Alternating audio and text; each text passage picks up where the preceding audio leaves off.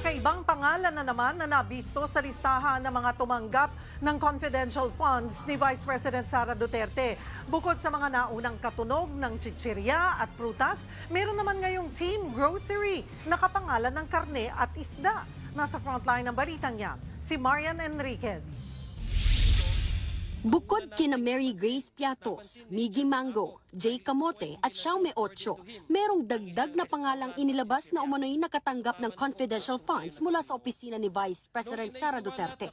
Sina Beverly Claire Pampano, Miko Harina, Patty Ting, Ralph Joseph Bacon at Sala Kasim.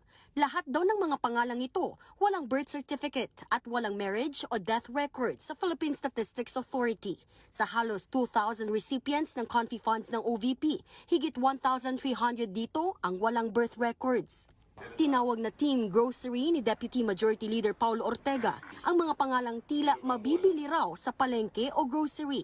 Giit niya, hindi ito ang unang beses na may nakitang katawa-tawa o kakaibang pangalan. Nakalulungkot din daw na patuloy pa itong nadaragdagan. Mukha raw sinadyang mag-imbento ng listahan para pagtakpan kung saan dinala ang pondo.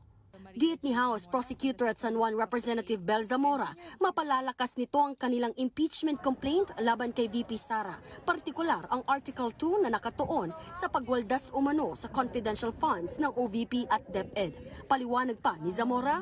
Para sa mga namimiloso po na nagsasabi kaya nga confidential dapat or fictitious names dapat. The use of fictitious names for confidential funds is not automatically legal, as in fact there are guidelines that the officials have to follow. Tuloy-tuloy naman ang paghahanda ng prosekusyon para sa impeachment trial. Katunayan, nagsagawa na sila ng mock trial para sa paglilitis na inaasahang sisimulan sa July 30. Pati ang Malacanang nagtataka sa mga bagong pangalan sa confidential funds ni VP Sara. Hindi lang po siguro ang palasyo ang medyo nagtataka. Siguro lahat po ang taong bayan mismo ay nagtataka kung bakit ganito ang mga resibo na naibigay ng OVP.